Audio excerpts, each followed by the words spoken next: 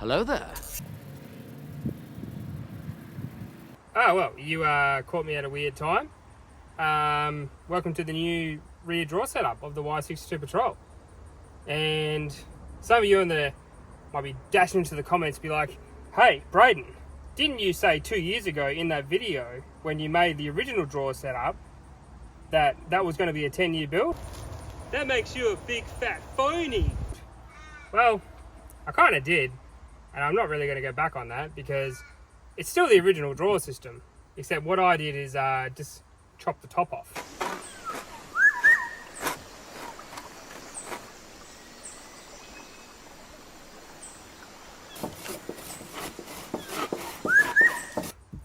So there's a couple of reasons for that, and I'll get into that in the video. But welcome to the new rear draw setup, and let's go through the whole thing. So as you can see, there's a fair bit going on in here. The actual framework of the original draw system stayed the same. I was going to take it back to Black Label Storage, but and I understand this completely. John from Black Label Storage wasn't too keen on chopping up his awesome setup that he did. So I decided to chop it up, and I reckon I did a pretty good job. You didn't even know there was a big shelfy thing here before, and a big fridge and water tank and that kind of stuff in here. I think I did a pretty good job considering I'm not a carpenter. Now, let's go to the main things that have changed. The top has obviously been flattened. I suppose the main reason for the change is I have a massive dog called Pippa, and she did not fit in the back of the car. So I didn't have Pippa when I bought the car, so life changes, circumstance changes. I decided to redo it so she can come in the back and that kind of thing, and she can just lay down here and that kind of stuff. So it makes it a lot easier for her. I suppose the biggest change in here is the amount of room I've got and this awesome Engel 30 litre fridge drawer. I actually got it for a steal. It was 398 bucks. So rip a deal on an Engel, really. I'm going to give it a 6-month review. It's been pretty good on power. I've definitely noticed the difference between this and the old fridge. So it's definitely a difference in power and that sort of things. But longevity is obviously a big thing. So I'm going to see how she goes in the long run. It's 730 millimeters long, so it does take up quite a bit of space. But it's the only one that will actually fit in here. So I had to go an Engel. So it is what it is. The other big changes is more hidden away. So if you remember from the old video, the one where I said this is going to be a 10-year build, phony, I had a airbag man compressor, and I had an air tank in there, and a few other things going on that side there underneath the wing. Now I've changed all that up again. Main reason is I was not really using the air tank. I don't think an air tank in the car is really necessary. I haven't really found a need for it yet. It is quite cool to have a full tank and then like pump a bunch into your tyre. That's kind of cool, so it makes you pumping up a bit quicker. But then obviously as it drains, you're just using the air compressor anyway. So look, I didn't use it, so I've pulled it out. So that was the 9 litre tank, the airbag 9 litre tank.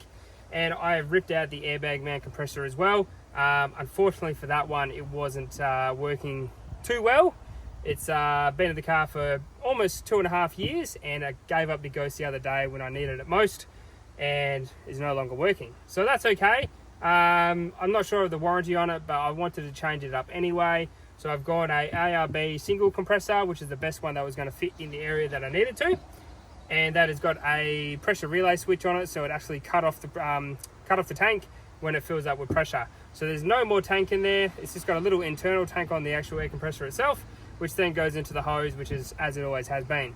I've taken out the oven, so I'm going to utilize that somewhere else, but the oven's gone, and I've still got the cargo barrier and all that kind of stuff in there. So I have actually saved a little bit of weight. I reckon about 25 kilos total I've taken out the back here. This fridge is about, I feel like saying it was about 20 kilos. The other one was about 24 kilos off the top of my head, so I've saved about 4 kilos there. And there's a few other little bits and pieces that I've sort of saved weight on. Obviously I've saved a bit of weight on the wood and that kind of stuff, probably about 1 kilo or 2 there. But yeah, there's been weight savings and that kind of stuff. So I've probably dropped about 25 kilos. And personally, I've probably dropped about 5 kilos because I've been eating better.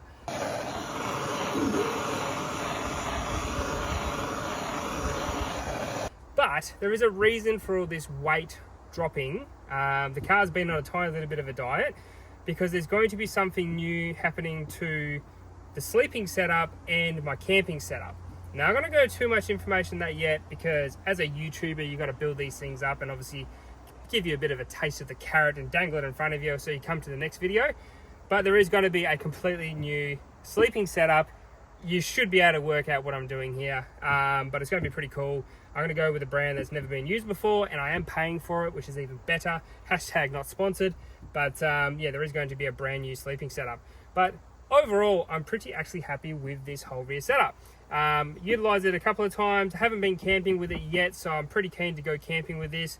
I still think like 30 litres in this Dometic fridge is plenty of food and plenty of space. As I said, I normally cook burgers and take a bottle of rum and a few other things with me, so I think I've got plenty of space in this Dometic fridge. As I said, nice little setup, little fridge drawer, self-closing, all that kind of stuff. It's pretty cool. The rest of the setup's pretty much exactly the same, and I've sort of changed up the drawers a little bit, moved my paper towel holder, which sort of used to be up here, down to here, mainly because that's where I'm cooking, and I sort of like take it off there when I'm cooking, that kind of stuff, but that's about it. So not a huge amount of change, but a massive difference to how the rear of the car is set up. And look, I'm pretty happy with it. I surprised even myself that I was this good on the old hole saw. Come here, get, come on, fit, you,